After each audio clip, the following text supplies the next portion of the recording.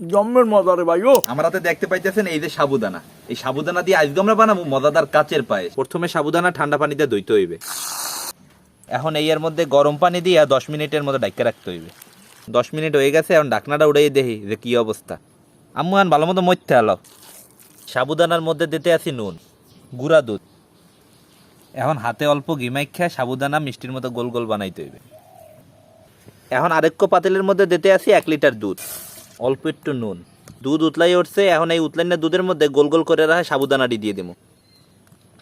এখন দিয়ে দিব চিনি, কোরাইন না হেল।